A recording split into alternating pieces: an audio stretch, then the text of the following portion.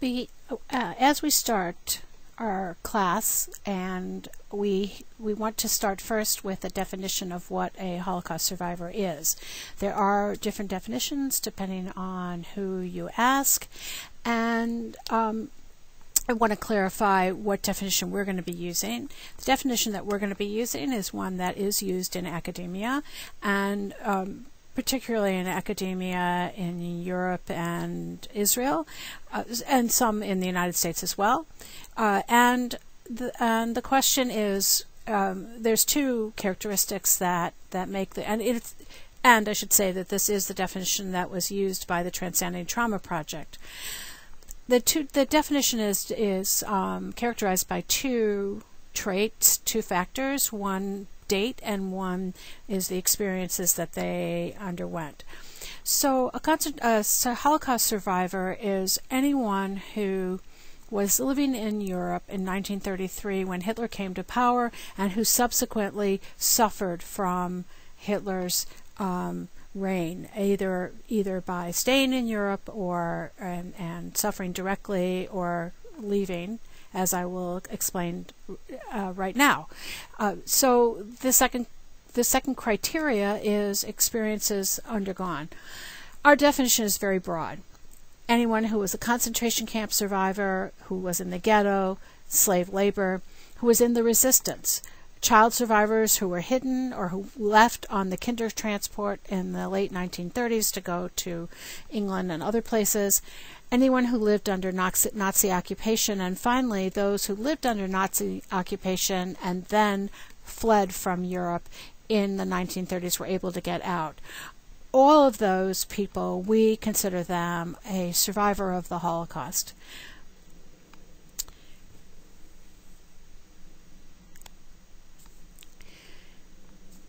If you look at the literature, you see that there can be categorized five major periods of post-war adjustment. So the first period, according to Natan Kellerman and others, is the stage of the emotional crisis. This is immediately post-war. People are searching for relatives. They're recuperating from physical illnesses, from mental difficulties. They're coming to terms with the mental and physical scars that they have and their losses. That phase, and all these phases overlap. They're not that one starts and the other one stops. That they overlap and can be ongoing. A person can be going back and forth through several of these phases at one time. So then we have immigration and absorption, which occurred right after the war and actually for several years after the war. And there was, to a certain extent, the survivors felt that there was a lack of empathy from the native Jewish populations, both in this country and in Israel, that survivors felt somewhat marginalized, somewhat ridiculed for not defending themselves, or made to feel guilty because they had survived. And then when that moves into, in the 60s and the 70s, and even perhaps earlier in the 50s, social adjustment and reintegration.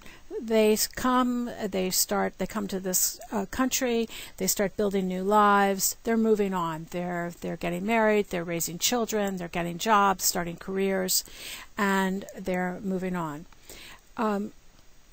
People didn't, during this, particularly during the earlier stages, there was some concern or some recognition that, or some feeling on the part of survivors that people didn't want to hear about their experiences. And so they themselves focused on the future and, to a certain extent, put their past experiences in a box and moved on. And Daniele, who is a psychologist and who did studies on Holocaust survivors, coined the term the conspiracy of silence. The Holocaust survivors kept quiet about their experiences. The therapists who worked with them didn't probe and ask about what their experiences were and the impact of those experiences, and the people around them didn't ask what they had undergone either. Now, Natan Kellerman feels that all changed in 1961 in Israel due to the Eichmann trial, which was so widely publicized, and many hundreds of thousands of people watched it, and that was due to the witness testimony, the very graphic witness testimony that was used to convict Eichmann. The next stage that Natan Kellerman talks about is the stage of aging and regression. The survivors are getting old. They're not as busy with occupied with their careers, with raising their children. Their children are grown. And so the memories of their past experiences that they had put aside now return and perhaps cause some difficulties, and that leads to new treatment programs in the 1980s and on. And then finally, the fifth major period of post-war adjustment started in approximately, let's say, year 2000 to present, and where society began, or maybe even earlier in the 90s, where society begins to recognize the survivors' extraordinary achievements and begins to document their life stories, their social acceptance, a sense of pride for what they achieved despite everything. And I think we can talk about, I'm sure you've learned about the Steven Spielberg project that started in the mid-1990s. Our project started in the mid-1990s. Helmreich came out with a book about that time period that talked about the positive traits that survivors exhibited. So all of this was sort of a change in how people viewed survivors and how survivors began to view themselves on a large global sense. And as I said before, the dates are somewhat arbitrary because the phases overlap, and you can't say this particular phase started in this year and ended in this year, but these are the different phases that many survivors went through. So if we look at the Holocaust and trauma studies literature, and we go all the way back to the beginning, the post-war, immediately post-war time period, we see that there are 6 phases that the literature, that the scholars went through and how they viewed Holocaust survivors. The first phase is, actually the first 2 phases, were a focus on negative sequelae and traumatization of the survivor. So the first phase talked about the survivors being severely mentally ill, and this was supported by research of Holocaust survivors who had to in order to get reparations from the German government, had to prove that they had been psychologically damaged by the war. At the same time that this was going on, that there was some people who were saying that the survivors were disturbed before the war and then also disturbed after the war. So the German government was not responsible for these more severe and chronic symptoms. And the people that they were looking at were people who had come to psychiatrists, psychologists, had come to the mental health professions for help. So or were institutionalized, so that you have a population that is suffering severe consequences, and that's the prism that with what the scholars looked at research at that point. But that's problematic for many reasons. So first of all, we now can say that both before, during, and after the war, the prevalence of severe mental disease in survivors has turned out to be the same as in the general population. Second of all, even immediately right after the war, we had scholars who were attempting to work to not view survivors in this framework. We have David Broder, who interviewed survivors immediately post-war, and we have people like Bruno Bettelheim, who was a survivor and wrote about his experiences in an autobiographical book. And we have we also have Viktor Frankl, who wrote a book in 1946, Man's Search for Meaning, chronicling his experiences, chronicling rather his experiences as a survivor of Auschwitz, and describing his psychotherapeutic method, which involved identifying a purpose in life that he felt positive about, imagining that outcome, and that's how he, as a prisoner, imagined the future. And the book focused on answering the question, how was everyday life in a concentration camp reflected in the mind of an average prisoner? And the first part of the book analyzes his experiences in the concentration camp, and the second part introduces his ideas of meaning and his theory. And this book has become a very influential book in the United States. When he died in 1997, the book had sold over 10 million copies, so clearly it had a major impact.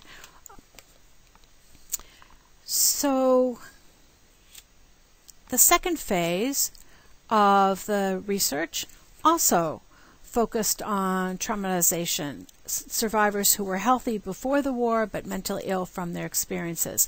And this was called the concentration camp syndrome, the survivor syndrome. And where it was defined as that the mental disorder resulted from the maltreatment and the stress and the experiences of going through the Holocaust. It was not a prior condition. It was not a precondition that the survivors suffered from prior to the war. And that as a result of these experiences, that the survivors went through enduring personality changes, and the category of PTSD, post-traumatic stress disorder, was created. So to go back just for a minute again to the creation of the term concentration camp syndrome or survivor syndrome, this was research that was done in Sweden, and survivors were labeled as experiencing the symptoms of PTSD. This research was done in the 60s and the early 70s, and survivors were found to have high mortality and morbidity rates after extreme stress. They and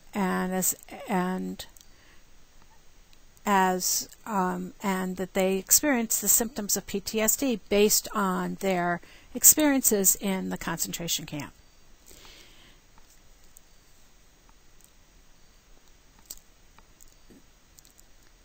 So, in addition, around this period, a little bit later, more like maybe the late 70s, the scholars began to discuss Holocaust survivors from a psychoanalytic perspective, and other scholars looked at the Holocaust survivor syndrome, which arose from the extreme stress of the Holocaust experience and not from events and situations before the war.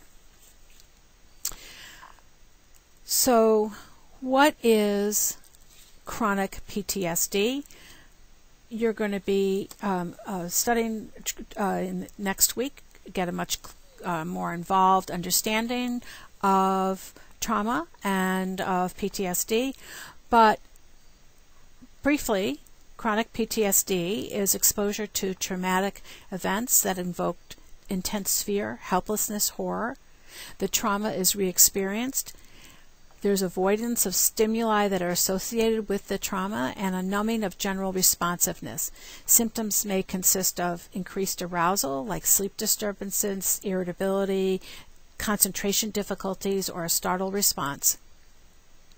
Survivors of prolonged abuse also develop personality changes, sleep disturbances, habitual panic to triggers.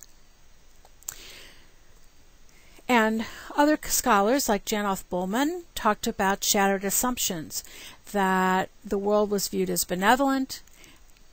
They go through this horrific experience.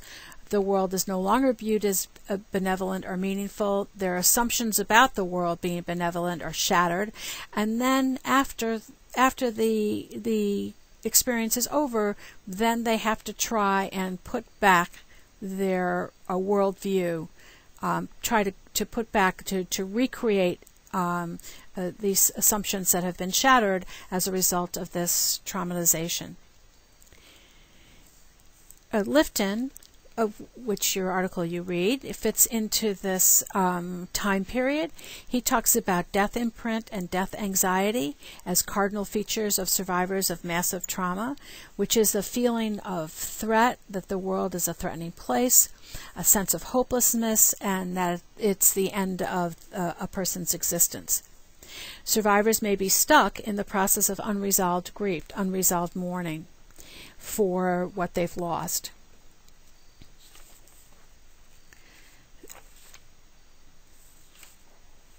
There may be dysfunctional adaptation to loss, blocked feelings, rigidified relationships. Time is stopped. They are fixated in a certain period and can't get beyond that. Their images of the deceased, the people that they've lost, preoccupy their mind. Then there's yearning for lost objects and an over-identification with the deceased, and anger and ambivalence. So all of that is how survivors were viewed in the first two phases of research that occurred right after the war. The third phase after the war was something called chronic traumatization. And it's described as an aggregation of effects. The symptoms deepen with time. The mental health and the psychological adjustment of the Holocaust survivors are characterized as worse than other populations, and that they persist into old age, that they're marked by depression, by sleep disorders, loneliness, negativity regarding their own health status, and problems of mobility. Some scholars found that these effects worsen in old age in survivors living in Israel to a greater extent than the general population.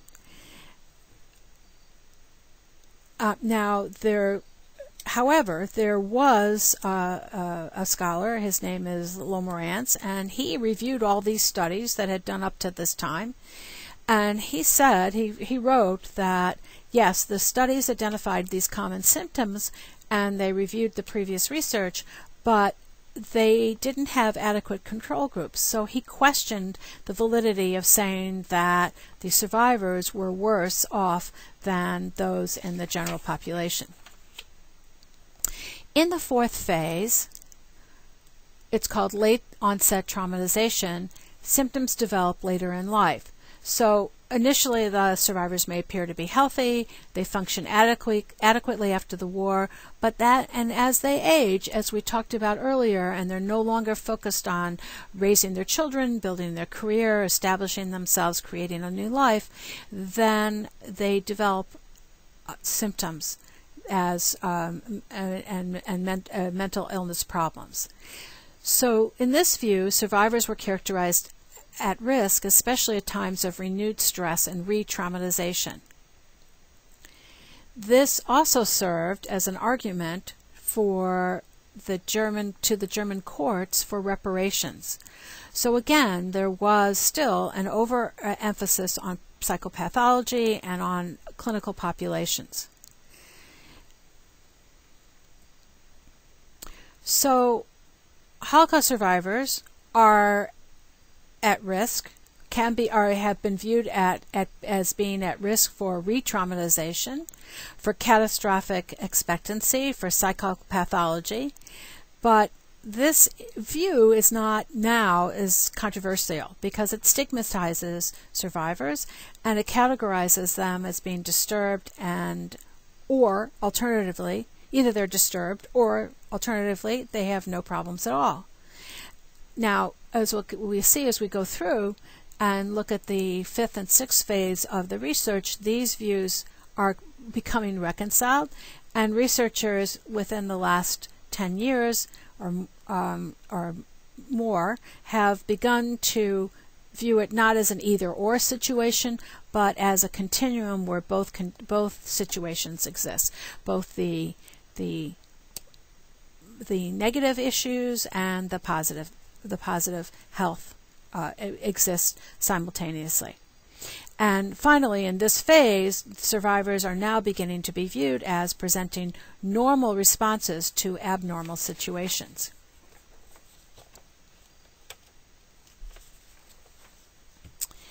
This then moves us into the fifth phase, which is the phase of resilience.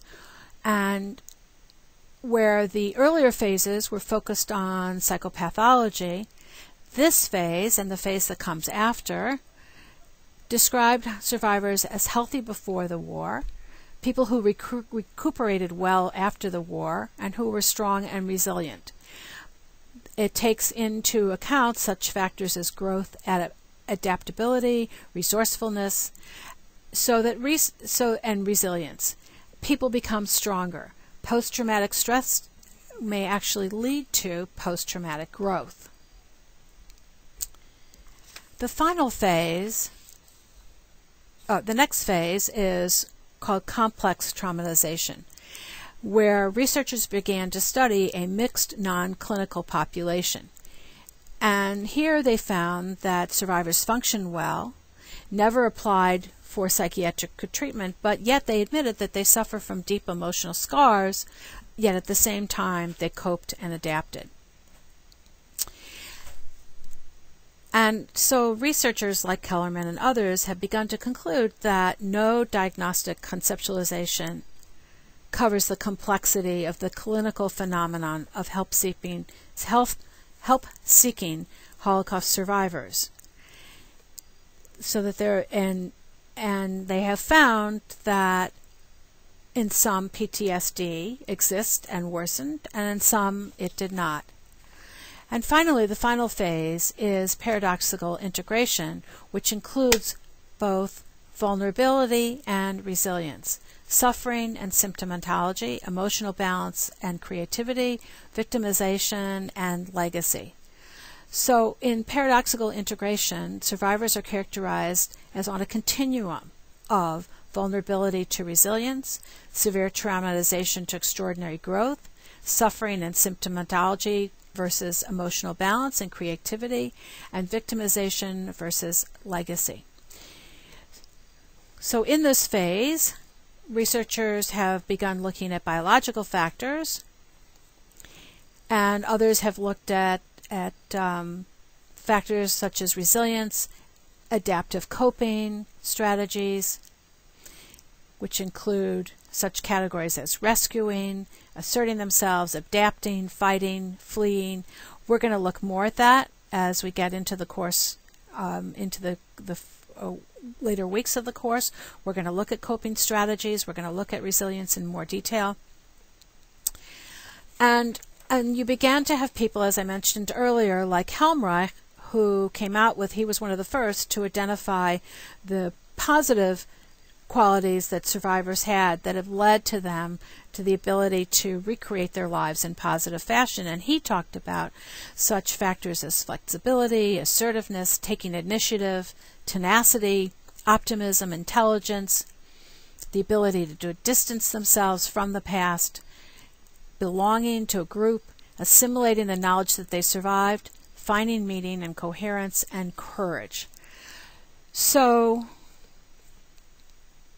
as we see, in the latter parts of if we talk about from, let's say, the 1980s on, that the literature, the research begins to see that, as we say in phase 5, that resilience is a key experience, that you can have a combination of positive and negative adaptive responses. You can have risk factors existing at the same time as protective factors, and that, as we said before, abnormal responses are normal in response to what was an abnormal circumstance, and that most survivors of trauma do not manifest negative symptoms over time, or if they do, they have positive attributes that happen at the same time, and that there's a continuum of individual differences. And this is the phase that we're in now. It's called paradoxical integration. All these factors are integrated. It's a continuum from positive to negative, from adaptation and resilience and post-traumatic growth to, on the other hand, post-traumatic disorder. So that is where the literature is right now. That is the place where we posit the transcending trauma research in this last phase, and that's what we're going to be looking at in the course as we go through the course. We're going to be looking at a continuum of factors, a multi-dimensional factorial situation that has impacted impacted survivors and on their children and their grandchildren as they move away from the experience of the Holocaust.